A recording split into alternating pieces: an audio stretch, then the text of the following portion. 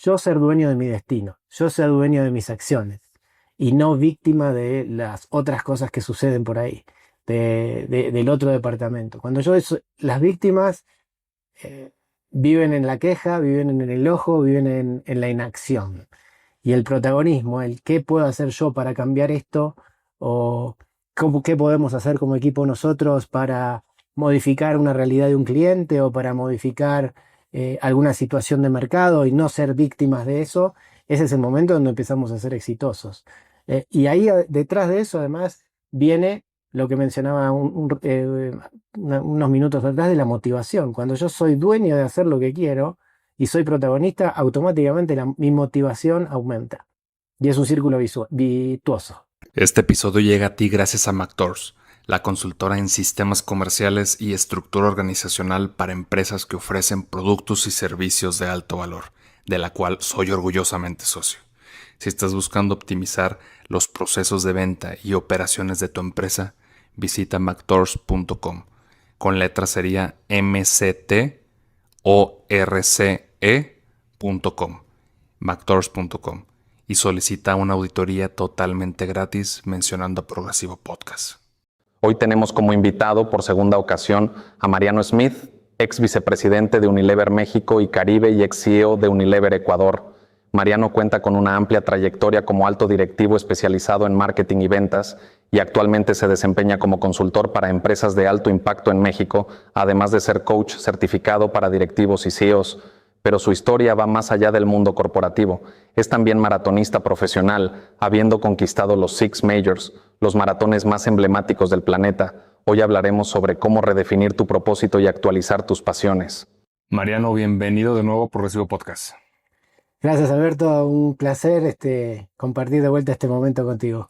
Oye, pues tú nos abriste las puertas de tu casa. Por detrás tenemos medallas que creo que muchísimos de los que estamos, ya sea en running o ya sea en trail running o en cualquier tipo de disciplina, quisiéramos tantas medallas, grandes logros y pues felicidades y gracias por recibirnos. No, de nada, por favor, es un placer recibirlos.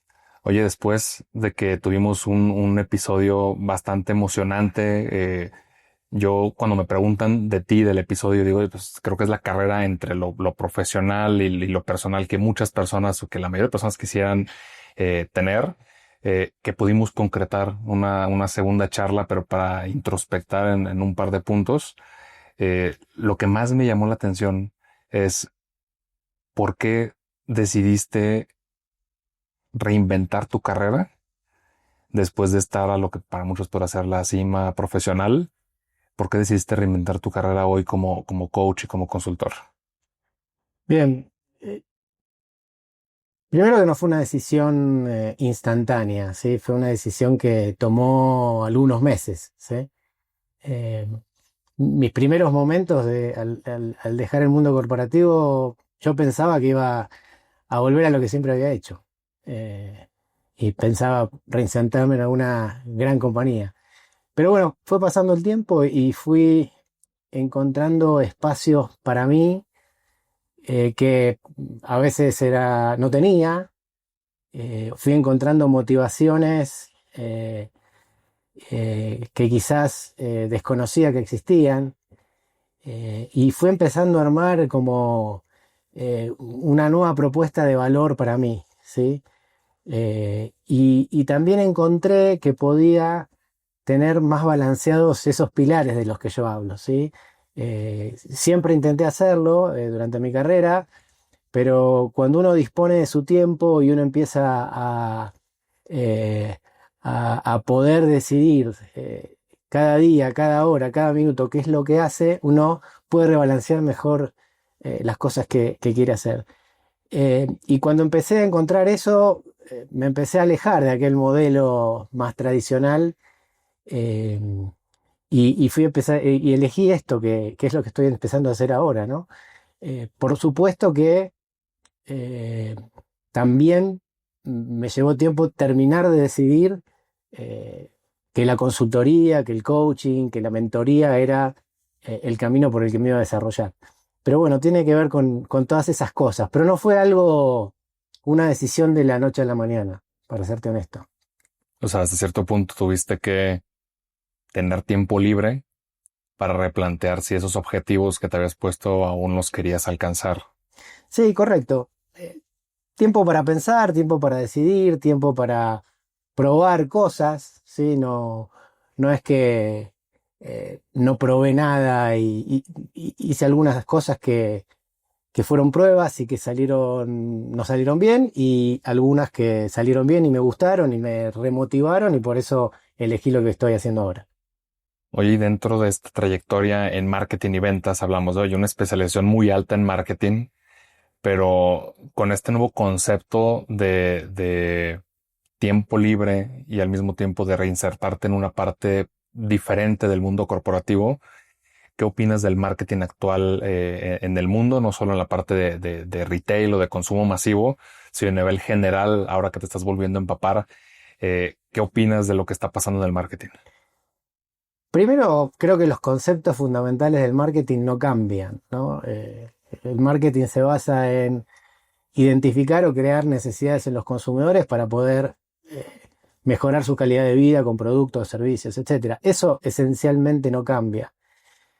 Lo que cambió en los últimos tiempos es que el consumidor no es el mismo por la cantidad de información que posee, por la instantaneidad de beneficios que hoy se buscan, por digamos, todo lo que tiene que ver con la conectividad, y bueno, y últimamente con la explosión que ha generado la inteligencia artificial. Entonces, si bien los principios fundamentales no cambiaron y el consumidor tiene que estar en el centro de el marketing, es un consumidor mucho más evolucionado, es mucho más conectado y obviamente con muchísimas más posibilidades de elegir y decidir qué marca uso hoy, y si es la misma que usé ayer o cambio por otra. Y la cantidad de ofertas es infinitamente más grande. Entonces, la complejidad del marketing hoy es mayor, pero los fundamentos siguen siendo los mismos. Oye, dentro de una empresa, porque creo que siempre cuando hablamos de algún tipo de empresa, oye, pues queremos vender tazas, nos vamos a los referentes a nivel mundial y qué estrategias están haciendo hoy, pero no son las mismas estrategias que hacían cuando empezaron. ¿Tú qué le recomendarías dentro de qué priorizar para poder hacer un buen marketing a una empresa chica o una empresa mediana para poder eventualmente escalar? Vuelvo a lo mismo, ¿no? Creo que primero entender el consumidor y entender mi mercado y qué le voy a ofrecer, ¿sí? Creo que a veces los marqueteros nos centramos en vender productos y en realidad deberíamos vender experiencias, emociones. Ahí el universo de posibilidades es más grande, pero la probabilidad de éxito es más grande también. Eh, Creo que primero y fundamental, un entendimiento muy profundo del consumidor, de vuelta, qué es lo que voy a vender y qué es lo que quiero hacer. Para mí eso es lo fundamental, en qué mercado meta quiero trabajar, ¿sí? ¿Cuál es el mercado? Y si existe un producto, que yo tengo un producto, bueno, este producto, ¿qué necesidad está atendiendo?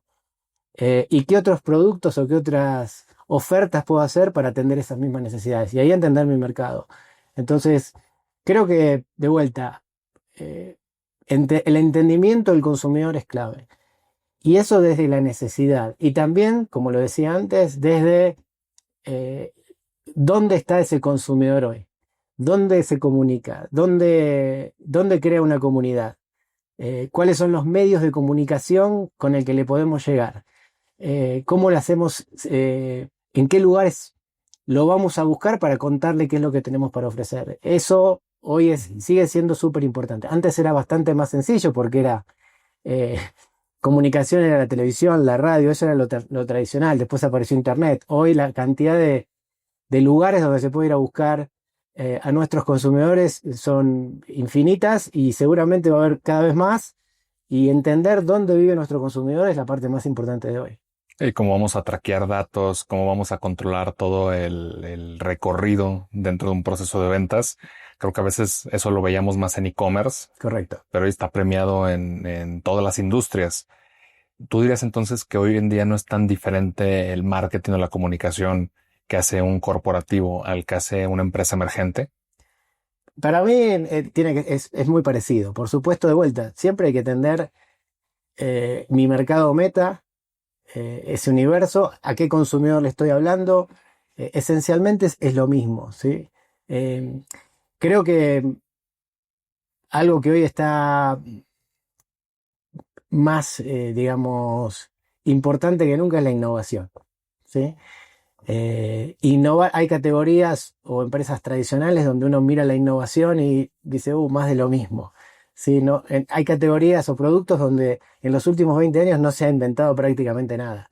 Y cuando uno va, por ejemplo, a la tecnología o a estas industrias emergentes, la innovación es el driver número uno de atracción de consumidores. Entonces, creo que esa es la otra pata importantísima, ¿no? Es hacia dónde va la innovación, dedicarle tiempo, esfuerzos, recursos a la innovación, porque el que innova al final, si obviamente atiende una necesidad concreta del consumidor, termina ganando. Y eso se ve claramente, lo que decía, en estas industrias en la tecnología. Hoy la tecnología es, creo que lo que hace 30, 40 años era por ahí el consumo, pero hoy es la tecnología. Ahí es donde quiera buscar estos parámetros o estos lineamientos para obviamente hacer mejor marketing y atraer más consumidores. Oye, al final, pues son personas las que están detrás de las organizaciones y creo que si las personas todavía no entienden la magnitud del nivel estratégico que necesitan hacer antes de operar, creo que hoy, y hablamos de inteligencia artificial, que la gente piensa que inteligencia artificial es solo hacer videos y que se hagan solos, o ChatGPT, que son un tipo de inteligencias, eh, pero realmente donde vive es en la parte estratégica, donde viven los cambios, y esos cambios estratégicos los hacen las personas. ¿Qué tan preparadas están las personas para poder adaptarse a las nuevas oportunidades, herramientas? ¿Tú cómo lo ves con los directivos? ¿Qué tanto están dispuestos a adoptar y a cambiar las formas de trabajo en pro de las organizaciones? Sí, yo la verdad que creo que hay un poco de todo, ¿no? O sea, me parece que no es que no hay una generalización acá, me parece que hay directivos, y tampoco importa mucho la edad, con más jóvenes o más grandes, con esta capacidad de adaptación, de cambiar, de entender, de moverse, con altos niveles de energía, con altos niveles de curiosidad, ¿sí? La curiosidad es clave, que están preparados para estos cambios, ¿sí? Pero bueno, uno siempre piensa que son características de los jóvenes, ¿no? Y los jóvenes son los innovadores, los inquietos, los curiosos. Creo que en las compañías hay y debe haber de todo. Eh, por supuesto, hay compañías más innovadoras, más renovadas, más orientadas hacia el futuro y otras más ancladas en lo tradicional. Ahí está la batalla que definitivamente si uno no se adapta a los cambios, y esto no es nuevo, no es de los últimos años, esto pasó siempre, el que no se adapta a los cambios y no se mueve con velocidad, al final termina perdiendo. Entonces es muy importante que esto exista en las organizaciones, y creo que hay de las dos cosas, ¿sí? No te podría decir que... Creo que todos tienen la inquietud de cómo hacerlo, y algunos quizás tengan la habilidad de pasar del decir al hacer muchísimo más rápido que otros que se quedan en el decir y no lo terminan ejecutando. Y como el dicho de no, la juventud no es garantía de innovación, como la vejez es garantía de experiencia. Correcto. Eh, Dentro de tu experiencia con el trabajo con las personas, porque si algo platicamos, no solo en el episodio pasado, sino en todos estos meses que hemos desarrollado juntos, es la importancia de las personas y cómo el trabajo en las personas es lo que realmente cambia las organizaciones. Eh, ¿Cuál es el principal factor que tú has identificado en altos directivos para que les cueste trabajo pasar a la acción? Creo que lo que sucede en la parte personal es que muchos de nosotros durante una gran parte de nuestra vida, nuestra trayectoria, no tenemos muy claro un objetivo final. O si quieres, o mi misión. O si quieres ir un poquito más allá, mi propósito. Creo que, y eso hace que las personas se muevan en automático, ¿sí? Según el lugar donde están, según las tradiciones, según los mandatos culturales. Pero a todos, tarde o temprano, les llega el momento de, bueno, ¿y para qué estoy? ¿Quiero seguir estando acá? hacia dónde quiero ir, quiero redireccionar lo que hago, estoy contento con lo que hice hasta acá. Muchos de los ejemplos, la mayoría de las cosas de los clientes que recibo hoy están muy con esta problemática. Hasta acá llegué, pero creo que esto no es lo que voy a seguir haciendo. ¿Y hacia dónde voy? Y por ahí son planteos que nos hacemos, no sé, a los 50, a los 40, por ahí antes. Pero me parece que el problema principal o la dificultad principal implica en tratar de entender nuestro norte, nuestra visión, nuestro propósito lo antes posible. Porque eso nos direcciona las acciones, nos direcciona las carreras, nos direcciona los objetivos. Entonces creo que esa es, si quieres, la problemática más grande de los empresarios, de las personas de hoy, ¿sí? Hacia dónde quiero ir, hacia dónde quiero llegar y para qué estoy acá, ¿sí? Entonces, creo que eso es algo que es súper interesante y que, digamos, mucha gente hoy se está cuestionando ¿para qué hago lo que hago? Y quiero dejar de vivir en automático. Ese para mí es la problemática más grande con la que me estoy encontrando estos días, ¿no? Yo lo veo mucho como la pirámide de Maslow, que al final, mientras vas cubriendo primero pues, las necesidades básicas, después creo que como humanos empezamos a pensar en escasez, o sea, tener todo lo que quisimos tener, y en cuanto el dinero deja de ser esta variable para la acción, es cuando realmente te sientas a cuestionar si vale la pena trabajar 12 horas y tener 7 días de vacaciones al año. Hay unos que ni vacaciones tienen. Correcto. O sea, han pasado muchos directivos actuales dentro de muchas organizaciones y detrás de cámaras me dicen que no tienen vacaciones, que sus vacaciones son cuando son sus viajes de trabajo y lo que se puedan tomar. Y no significa que esté mal, mientras tú tengas claro y seas consciente que es lo que tú quieres y que es parte de tu propósito. ¿Qué herramientas utilizas con las personas pues, para que empiecen a cuestionarse y empiecen a tomar acción más positiva a sus objetivos?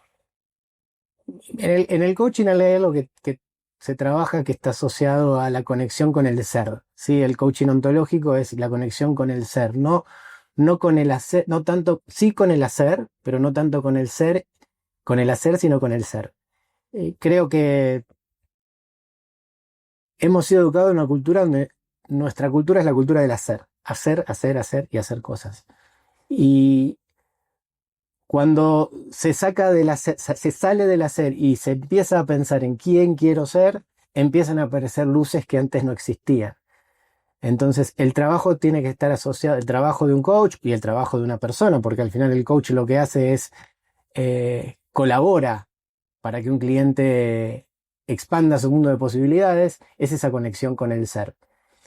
Y en esa conexión con el ser empiezan a aparecer nuevas miradas, a partir de esas nuevas miradas, nuevos horizontes, nuevos objetivos y seguramente nuevas acciones en el futuro.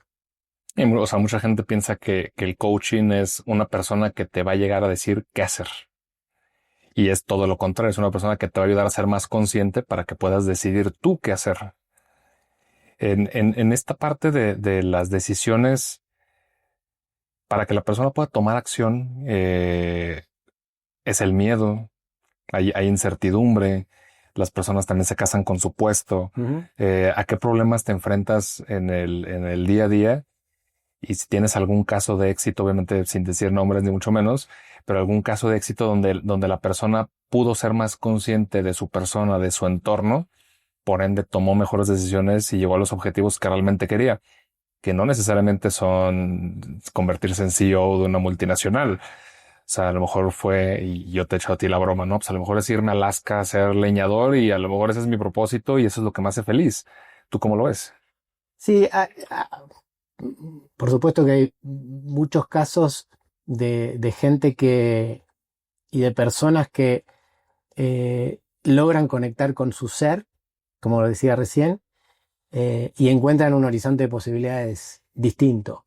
Y a partir de eso se rediseñan a sí mismos, ¿sí? Cuando uno, de vuelta, conecta con eso, se da cuenta de que al que era le faltaba algo. en la estructura mental que cada uno tenía, había algo que uno no veía. Y en este trabajo de colaboración, de ayudar a expandir el mundo de posibilidades, se empiezan a abrir nuevos horizontes que completan a la persona. No necesariamente dejan de ser lo que eran, pero sí la empiezan a completar. Y expanden su mundo de posibilidades y maximizan su potencial. Estoy trabajando y he trabajado con gente que lo ha logrado, ¿sí?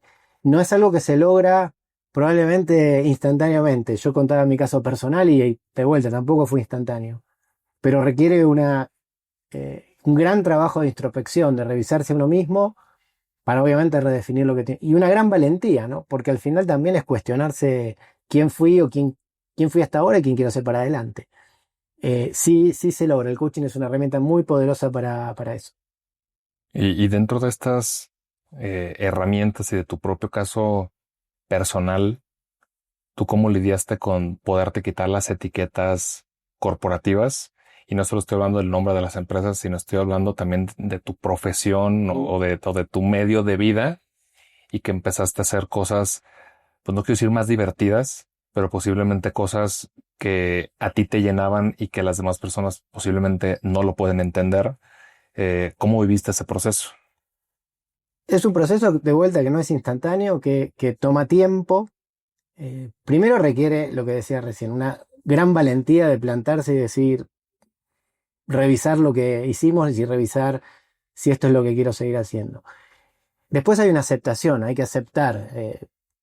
Yo comentaba en alguna otra conversación que todos los cambios o todos los fines de ciclos tienen un duelo. El duelo es inevitable y hay que aceptarlo y hay que aprender a vivir con él. Y hay un momento en que ese duelo termina y el duelo se transforma en una experiencia pasada que obviamente uno acepta que no va a repetir hacia adelante. Y después la valentía y la proactividad y la determinación de moverse en un sentido distinto al que uno le hacía. Y como dije hace un ratito, no siempre es sencillo, no siempre es lo primero que creo que voy a hacer es lo que me sale. Siempre hay que probar, hay que animarse a probar, hay que animarse a hacer cosas distintas, hay que animarse a buscar. Y eso, creo que en eso hay que, digamos, de vuelta, en el trabajo de coaching, ayudar al coachee o al cliente a movilizarse en esos caminos. Pero bueno, esa es la fórmula, ¿sí? Creo que hay primero la valentía de decir hasta acá llegué o quiero cambiar. Segundo es la aceptación de que la situación, algo va a cambiar hacia adelante, un periodo de duelo, probar distintas alternativas de lo que puedo hacer hacia adelante y finalmente elegir la que uno cree que es la que lo va a acompañar en el próximo tiempo, ¿no? Y ahí empiezan a aparecer otras cosas, empiezan a aparecer metas, objetivos, proyectos, pasa por ahí. O sea, y probar cosas nuevas va a doler. O sea, porque regularmente cuando probamos cosas nuevas no somos buenos. O sea, yo creo que me cuentes cómo fue tu primer maratón o medio maratón o tu intento de correr una carrera, y hay dolor. O sea, porque también te das cuenta de que no estás tan preparado como creías. Y si no eres tan bueno como podías pensarlo, vas a decir, esto no me gusta, esto no es para mí porque no eres bueno. Sí, tocas un punto súper importante y es, después de muchos años de trayectoria y de hacer lo mismo y de declararse alguien que sabe hacer, y hasta un sabio y hasta un tipo experimentado en algo, volver a declararse aprendiz es un gran desafío también. Y aprendiz quiere decir, me animo a hacer algo que yo no sé hacer. Y cuando uno dice, me animo a hacer algo, en esa vulnerabilidad uno encuentra oportunidades, porque encontrás la oportunidad de apoyarte en gente que sabe, de volver a estudiar, de volver a aprender. Y de vuelta es un camino de cero de nuevo, pero es un camino fantástico. Es un camino de renovación, pero uno no es experto en eso nuevo que empieza a hacer, y es lo que decías tú. Y en esa falta de expertise hay mucha incomodidad contra el experto que era antes, que yo sabía hacer lo que hacía y hace tantos años que lo hago y la fórmula es esta porque yo ya la hice y me salió bien, o no hagas eso porque eso va a salir mal. Y acá todo es probar, experimentar, apoyarse en gente que sabe y de vuelta volver a aprender. Es un gran desafío el que estás contando. O sea, el ego hay que dejarlo en la casa. El ego a un costadito. Sí, sí, sí. El ego a un costadito. Uno, por lo menos yo no dejé de ser quien era, digamos. Uno no es que uno ya no es más lo que era y uno trae todo ese bagaje en las espaldas, en las canas, en las arrugas, pero, pero declararme quiero empezar a hacer algo nuevo requiere un nivel de valentía, de humildad y de vulnerabilidad importante. Pero bueno, es renovador, es renovador.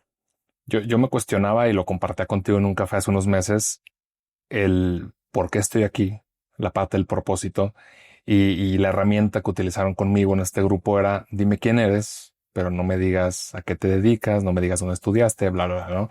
Que básicamente blindamos como nuestra personalidad o nuestra identidad en esos factores. Yo menciono, yo soy un explorador.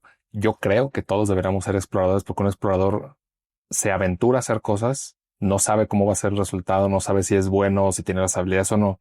Y a partir de esa exploración, dice, ok, esto lo probé, me hice bueno, lo quiero mantener en mi vida o no quiero ser parte de él. Y yo pongo el ejemplo, y pues, ¿quién dice que yo puedo ser un muy buen surfista? Pues spoiler, no sé ni nadar bien, a lo mejor puedo ser muy buen surfista, pero no lo voy a saber hasta que no lo intente. Pero esta incertidumbre que nos da de quedarnos en nuestra zona de confort, porque oye, pues claramente duele decir es que yo ya soy muy buen haciendo senderismo, ¿cómo me voy a ir a meter al mar que es todo lo contrario? Entonces te pega en el ego y a veces hay que recordarnos, y ahorita estamos poniendo un ejemplo de algo deportivo, pero hay que recordarnos hasta en la parte laboral. O sea, ¿tú cómo lidias con el ego? Porque creo que es algo que lidias y que trabajas todos los días de decir, oye, estoy hablando con fulanito o me están recordando X tema, pero yo ya fui CEO de tales compañías y yo ya hice esto a millones de veces de escala. ¿Cómo lidias con el ego? Creo que el ego nos acompaña, ¿no? A todos nos gusta que nos reconozcan, a todos nos gusta tener un título. Yo siempre decía tener un segundo apellido. Cuando uno trabaja para una compañía, uno es fulano de tal lugar, y ese es mi segundo apellido. Eh, el ego siempre está, y creo que el ego también, lo dije recién, está asociado al reconocimiento. Todos queremos ser reconocidos por algo, todos queremos ser reconocidos por lo que hacemos. Eh, at- a- Atado a ese reconocimiento, si el reconocimiento es la solución al ego o es la píldora que ayuda a reemplazar aquellos logros del pasado, es ir buscando reconocimiento en pequeñas cosas. ¿Sí? Y hoy podría ser que en la sesión de coaching haya sido útil para ti. Si yo termino una sesión de coaching donde siento que generé un cambio en ti, para mí eso es reconocimiento. Y en esas pequeñas cosas uno siente, uno realimenta su ego. Llevando al mundo deportivo, digamos, y yo ahora hace unos meses que después de Tokio, que fue mi última carrera y donde obviamente tuve un logro, es como que entré en un periodo de impas, ¿sí? Estoy recuperándome, estoy replanteando un poco cómo seguir hacia adelante. Ojalá sea asociada a las carreras, pero existe una posibilidad de reinvención mía deportiva en el futuro. Pero nada, y hoy me preguntabas más temprano. Hoy estoy empezando a rearmar un plan hacia adelante. Y no tengo una gran carrera cerca, que sería el Gran Premio. Pero bueno, iré armando, iré generando pequeños hitos pequeños logros que me vayan dando ese reconocimiento y esa alimentación de mi ego, si querés. Pero para mí se trata de eso, de buscar el reconocimiento en pequeñas cosas y ir construyendo nuevamente esta escalera de alimentar quién somos, de alimentar cómo nos vemos y cómo queremos que nos vean.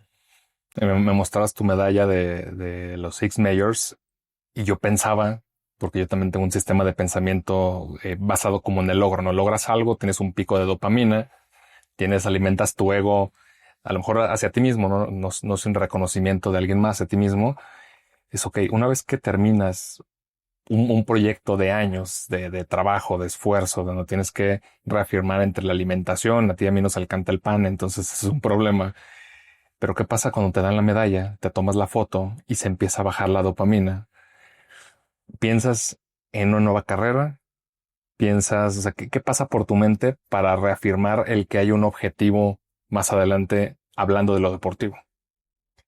Sí, A ver, creo que hay distintos, creo que hay que tomar la pregunta en partes, ¿no? Porque creo que mi última carrera para mí fue un objetivo muy grande que yo me había planteado hace mucho tiempo, ¿sí?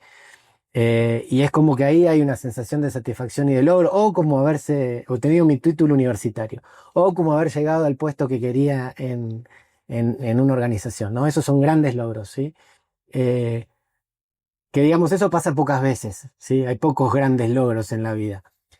Pero, pero para mí, de vuelta, siempre después de cualquier logro, y cuando pasa ese descenso de la dopamina, es primero tomarse un tiempo para disfrutarlo, ¿sí? Yo creo que durante gran parte de mi vida no disfrutaba de los logros, no disfrutaba de lo que conseguía porque siempre estaba pensando en algo hacia adelante.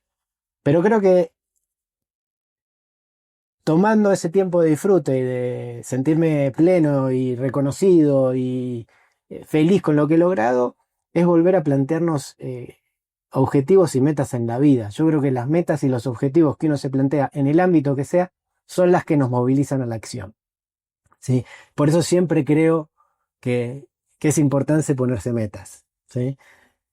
A mí, y me acuerdo, yo empecé a correr con el objetivo de ser runner de grande, ¿no? Y en algún momento corría, pero sentía que correr por correr no tenía ningún sentido, no me terminaba de llenar. Hasta que un día dije, no, quiero, ¿cómo transformo esto en una meta y un objetivo? Y fue ahí donde puse primero correr una media maratón, después una maratón y después las que vinieron. Pero creo que lo importante es después del disfrute, que es súper importante, y el reconocimiento y ese momento de paz que uno logra después de lograr un gran objetivo, viene un momento de buscar nuevas metas, nuevas ambiciones, hacia dónde quiero ir.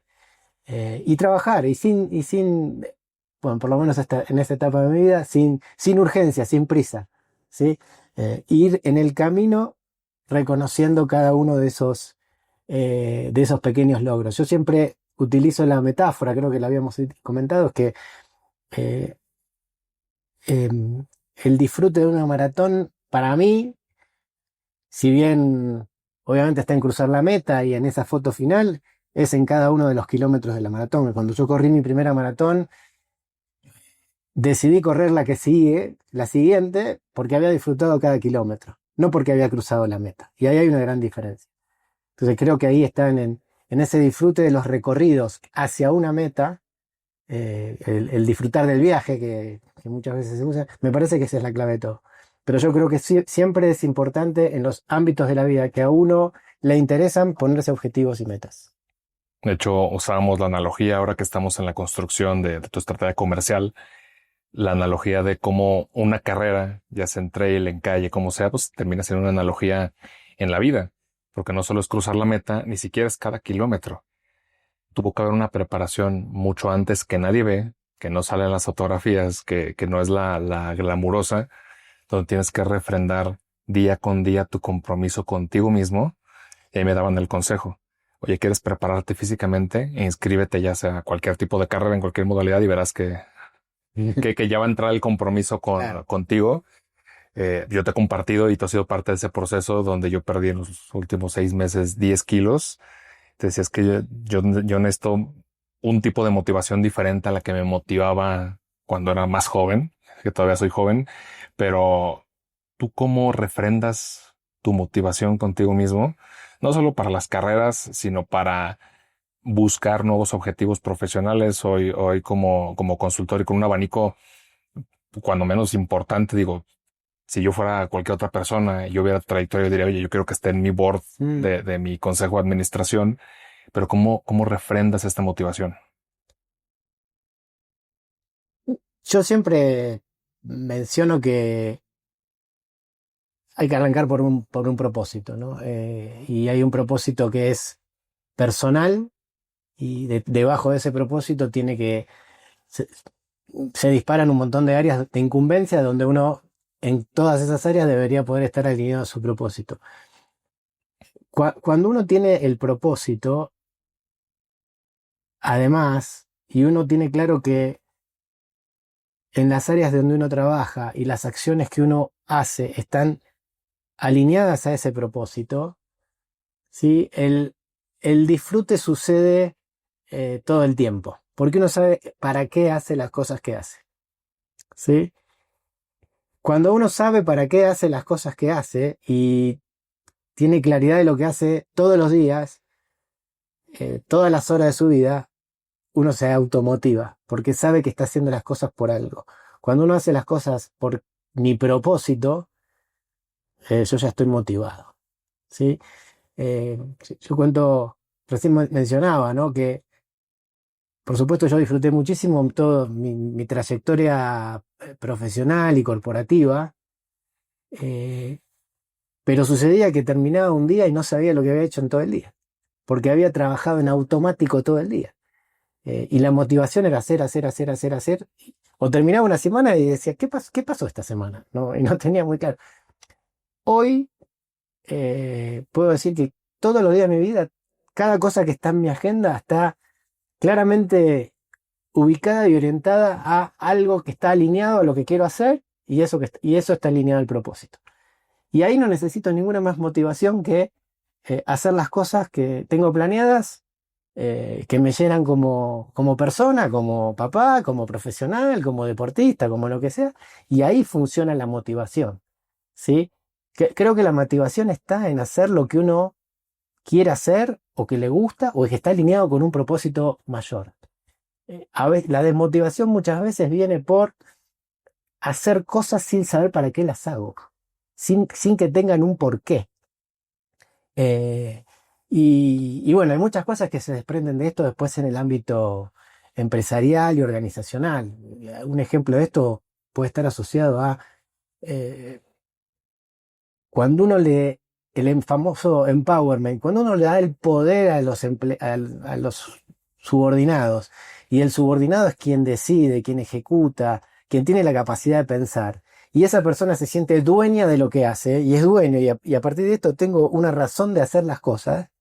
La motivación sale sola. Muy diferente a decirle que yo te diga, "Oh, Alberto, tenés que hacer esto". ¿Por qué? Porque yo lo digo, porque soy. Tu motivación es nula en ese momento. No, tu motivación es que te paguen. Tu motivación es que te paguen o es hacer lo que me dijo mi jefe. Pero una de las características, y esto llevado al ámbito organizacional, asociada a la motivación, tiene que ver con darle el poder que cada empleado sea un poquito dueño de lo que hace y que eso contribuya a la empresa. Cuando uno se siente dueño y no empleado, la motivación es 1000%.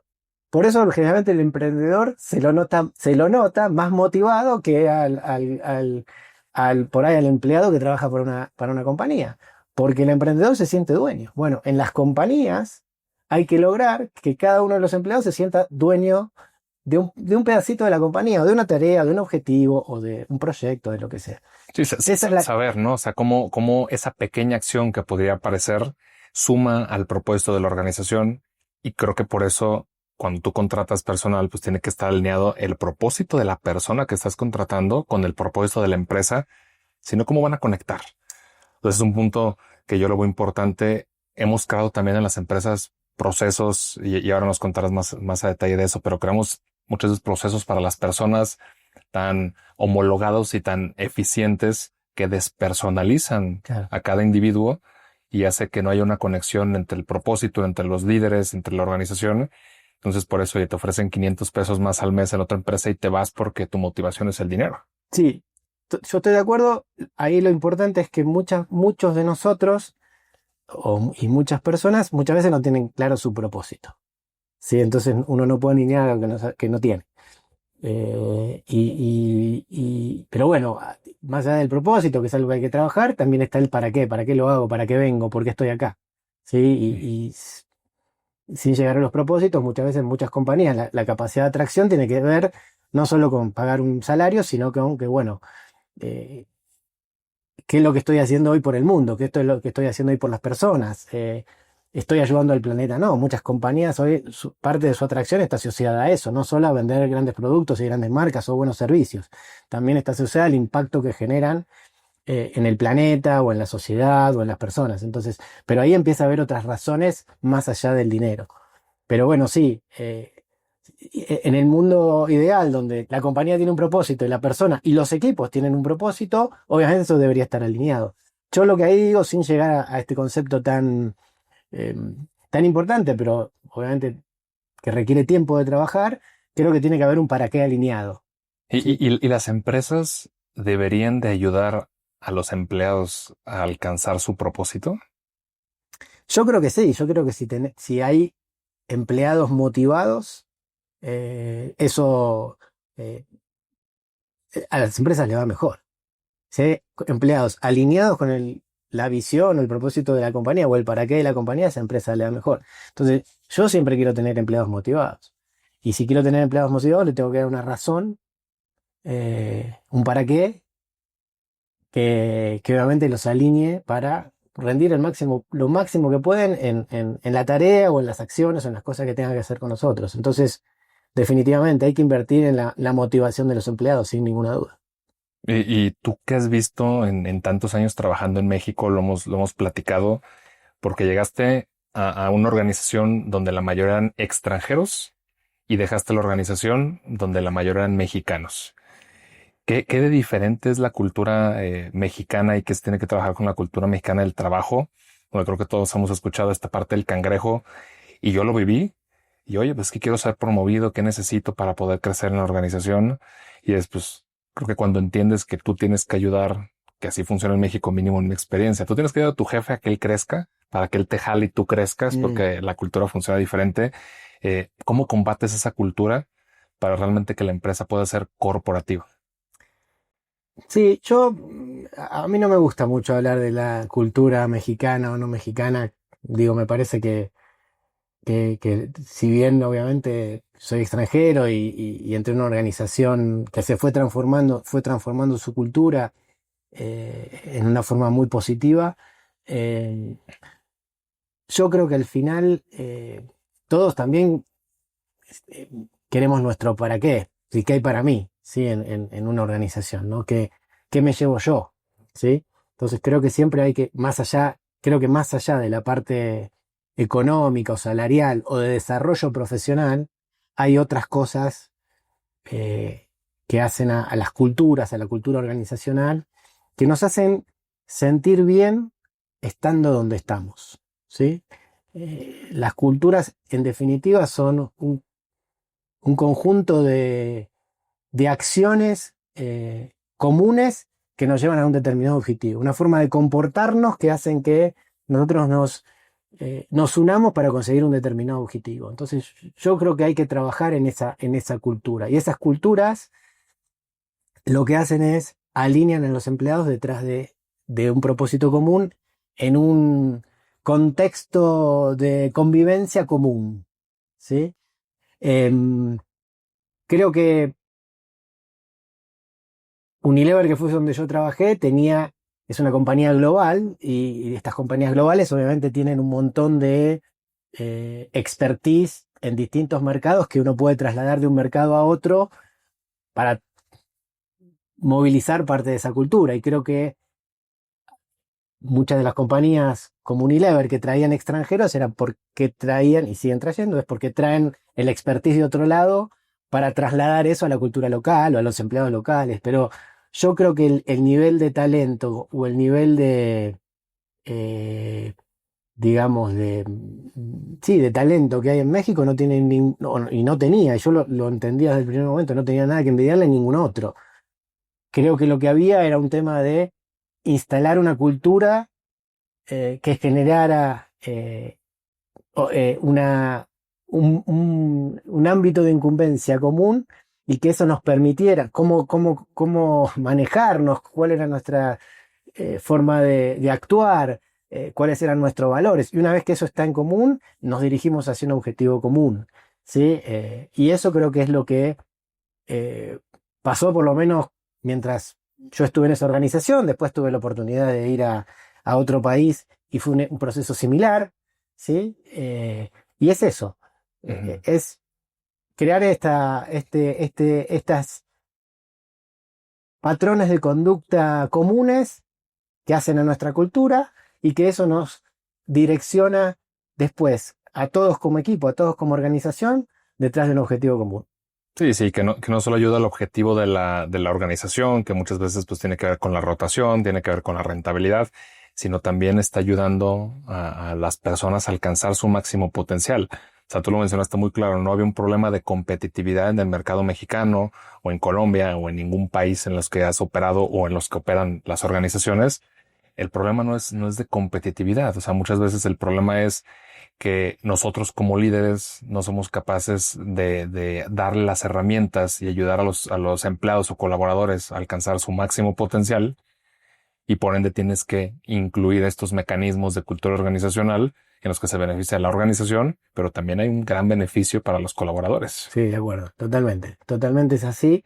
Eh, y bueno, creo que hay muchas organizaciones que tienen estos déficits en la cultura. No tienen una cultura creada, o hay una cultura por ahí, eh, si quieres, negativa, o no está establecido, o no está permeada.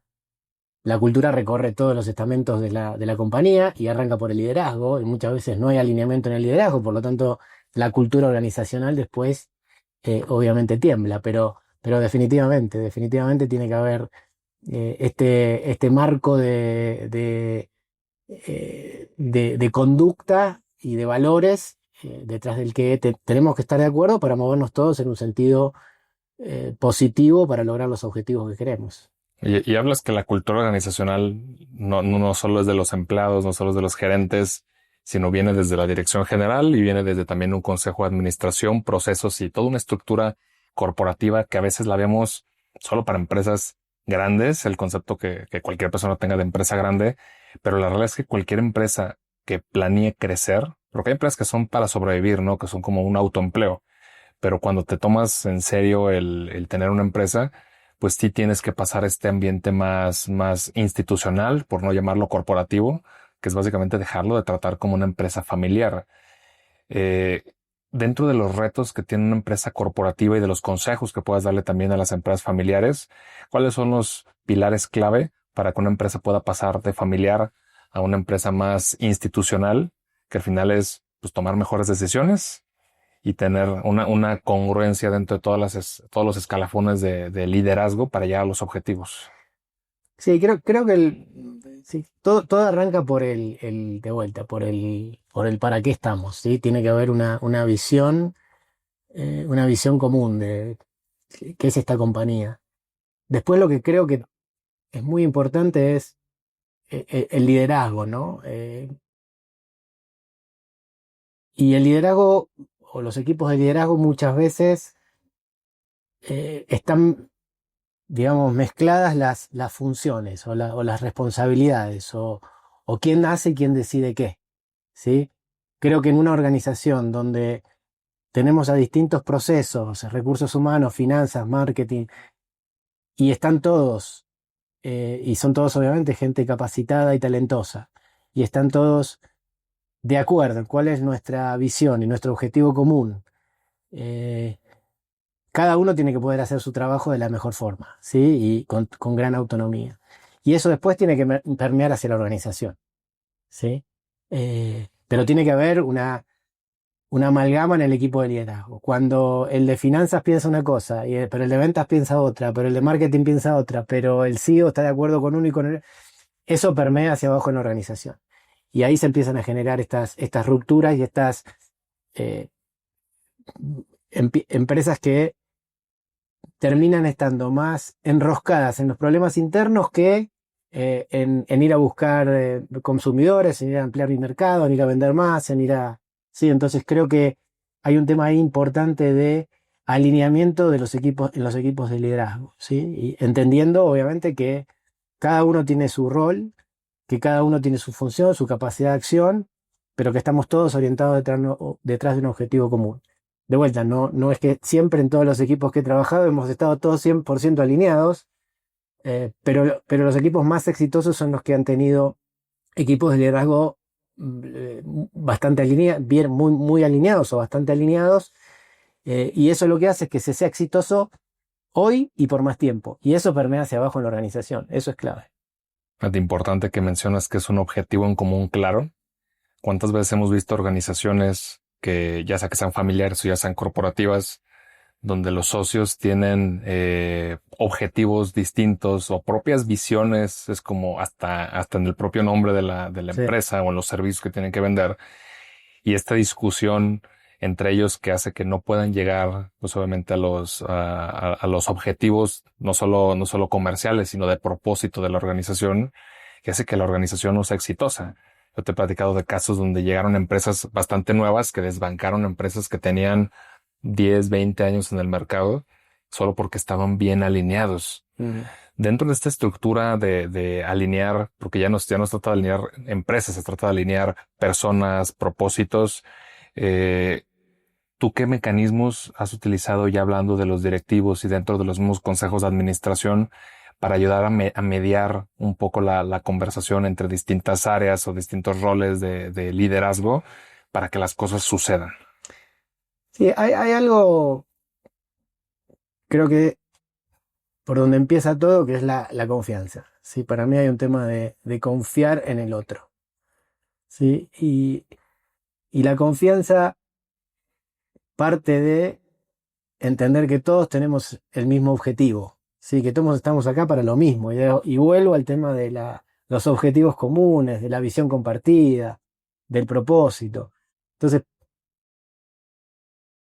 el primer mecanismo es entender cómo está la confianza en la organización o cómo están las confianzas en los equipos de liderazgo. Y si creo o no creo y confío o no confío en el otro. Porque si yo no confío en el otro, definitivamente voy a creer que lo que hace atenta contra el objetivo común o contra mi objetivo y definitivamente se crea un círculo vicioso en el que no terminamos siendo efectivos. Entonces lo primero que hay que hacer es entender cuál es el nivel de confianza en el que está la organización. ¿Sí? Y si ese nivel de confianza no está en el nivel correcto, entender los porqués y tratar de limar las asperezas. ¿Sí? Hay distintos mecanismos o distintas actividades que se pueden hacer en los equipos, donde básicamente lo que se hace es confrontar estos problemas, dar la cara y explicar y decir esto es así, esto es así, qué se puede cambiar, qué se puede mejorar. A partir de que la confianza se restablece la confianza, y a veces no todo el mundo restablece la confianza, pero una vez que está restablecida la confianza, de vuelta, el mecanismo es el mismo de antes, no es, bueno, ¿para qué estamos acá? Definamos un objetivo común, definamos cuáles son las opciones, definamos detrás de cuáles cosas vamos a ir. Es un proceso largo, pero que arranca por el restablecer la confianza. Y la confianza se basa en confiar en creer en lo que hace el otro, creer que lo hace por el mismo objetivo que tengo yo, que haya objetivos comunes, y después trabajar en grupo para lograr maximizar los resultados de una compañía. Hablando de México, más del 90% de empresas que se crean que son familiares en México cierran después de los 3 primeros años. Y la principal causa, claramente dejando de lado la parte de flujo de efectivo, pero bueno, el flujo de efectivo está muy alineado a una falta de planificación estratégica entre los propios socios y creo que termina siendo claro de si las personas tienen objetivos individuales que muchas veces no están alineados a los de la organización, pues creo que está destinado a eventualmente fracasar ese negocio.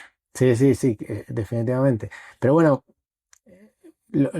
para mí lo que sucede es eso, digamos. Creo que el problema es si tenemos distintos intereses, en definitiva, cada uno va a ir detrás de lo que uno cree que es lo que es mejor para él, y muchas veces lo que es mejor para mí no es mejor para ti. Entonces ahí se generan rupturas, se generan ineficiencias y se generan compañías que no son exitosas y se generan compañías que desaparecen.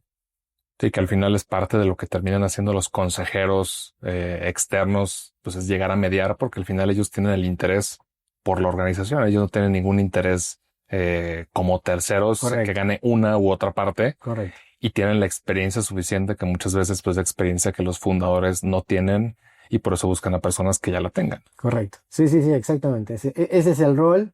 Y bueno, nada, me parece que, digamos, de vuelta, reitero, en toda mi trayectoria me he encontrado con casos de todos los que hay, ¿sí? No todos los equipos en los que arranqué terminando fueron de entrada equipos exitosos, ¿sí? Hay de todos los ejemplos, pero bueno, la experiencia me ha llevado a esto, ¿no? Los equipos que mejor funcionan y los que obtienen mejores resultados es cuando hay esta amalgama y este entrecruce de intereses y todo alineado detrás de un objetivo común. Sí, y vale la pena invertir en estos workshops, no solo de integración en equipo de los directivos, sino también de manera individual. O sea, que tú puedas comprender con las herramientas de coaching cuáles son los propósitos de la persona y cómo poder embonar un equipo que realmente pueda ser exitoso. Creo que para que sea exitoso, primero tiene que haber una comprensión del propósito personal, porque al final pues, las organizaciones son el reflejo de sus directivos, de sus dueños.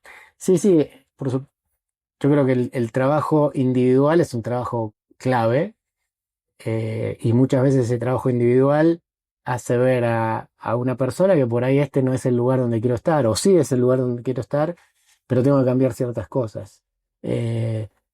Al final, creo que una de las cosas que sucede bastante en organizaciones es que siempre la culpa está en el otro, ¿sí? O soy víctima de lo que sucede, o soy víctima de que él hace las cosas en contra mía, o soy víctima de que los de ventas no venden, o los de marketing no hicieron el producto para la innovación correcta, o el de recursos humanos no recluta bien. Eso nos coloca en una cultura de victimización. Y lo importante, y el coaching trabaja en esto, es la cultura del protagonismo, de hacerme cargo de lo que hago y de hacerme dueño de las cosas que tengo que hacer. ¿Sí? Entonces, cuando uno empieza a ser dueño, uno empieza a poder accionar y uno cambia las posibilidades de acción. Entonces, creo que hablando de las organizaciones y hablando de individuos y equipos, la parte individual está asociada a esa. Cada uno ser protagonista de lo que hace y cómo suma eso a la compañía y no víctima de lo que sucede en el entorno, de lo que sucede en el sistema, de lo que sucede en la organización, y eso me coloca en un lugar de inacción. Entonces es muy importante esa parte del protagonismo, individual y colectivo después. Al final, cuando te preguntan cómo crezco en una organización, tienes que hacerte protagonista. ¿Me estás preguntando eso? Tienes que hacerte protagonista. En definitiva, para mí es eso, es yo ser dueño de mi destino, yo ser dueño de mis acciones y no víctima de las otras cosas que suceden por ahí, del otro departamento. Cuando las víctimas viven en la queja, viven en el enojo, viven en la inacción. Y el protagonismo, el qué puedo hacer yo para cambiar esto o qué podemos hacer como equipo nosotros para modificar una realidad de un cliente o para modificar alguna situación de mercado y no ser víctimas de eso, ese es el momento donde empezamos a ser exitosos. Y ahí detrás de eso además viene lo que mencionaba unos minutos atrás de la motivación. Cuando yo soy dueño de hacer lo que quiero y soy protagonista, automáticamente mi motivación aumenta. Y es un círculo virtuoso. Virtuoso. Oye, Mariano, estamos llegando al final de esta charla, esta segunda charla. Voy a cambiar un poco el cierre de esta primera charla que tuvimos a esta segunda, que ya ha pasado un rato, ya no sé si cuántos meses, casi un año, ¿no? Casi un año. Casi un año. Casi un año. ¿Con qué lección te quedas de estos cambios que has hecho en casi un año como persona, con tu evolución? ¿Qué lección destacas? Sí, creo que hace un año yo todavía estaba en transición, en una transición, ¿sí? Y todavía seguía siendo víctima de mi pasado, para usar las palabras correctas.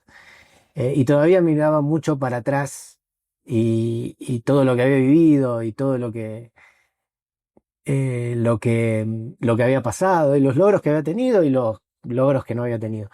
Creo que hoy pasé de transición a evolución, ¿sí? Y todos estos meses aprendí a dejar de mirar tanto hacia atrás y mirar muchísimo más para adelante, ¿sí? Y obviamente mi formación de coach tiene mucho que ver con eso. El poder empezar a impactar personas y organizaciones desde otro lugar fue algo que que aprendí a vivir y a ver en este momento. Y bueno, en definitiva, un poco volviendo a lo que decíamos recién, a ser protagonista de mi presente y a ser protagonista de mi futuro. Entonces creo que el Mariano que te encontraste hace más de un año era alguien que traía un montón de cosas y creo que lo contactaste por todo mi pasado. Y hoy creo que el Mariano que estás hablando es un Mariano que está muchísimo más enfocado al futuro que antes. Y creo que por eso fue que estamos teniendo esta segunda charla. Así que creo que, y fueron muchas cosas que pasaron en bastante poco tiempo. Pero creo que lo importante, y acá quizás también esto vale para todos, es yo tuve la paciencia y me di el tiempo de poder ir decantando, ir aterrizando los temas que hoy me permiten mirar el futuro de otra manera. Al final, tú lo mencionaste antes de arrancar la charla, nuestro pasado nos dio herramientas que siguen sirviendo para el futuro, pero no somos víctimas de ese pasado, sino vamos a utilizar el pasado para construir un mejor futuro. Sí, definitivamente.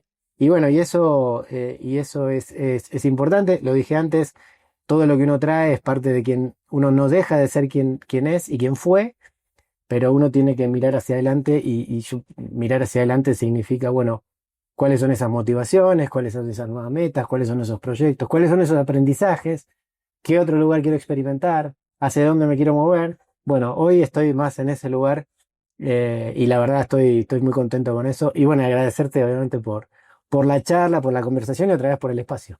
Oye, pues al final creo que nunca dejamos de crecer, nunca dejamos de evolucionar. Platicaba en otra charla que la esperanza de vida ya llega casi a los 100 años y creo que mientras la tecnología avance va a continuar. Bueno, y tú como deportista creo que te va a tocar enterrarnos a todos. Pero la realidad es que a veces nos ponemos fecha de ya tengo 30, estoy muy grande, 40, o sea, te casas como con lo que empezaste a hacer, pero nunca es tarde para volver a empezar aunque duela.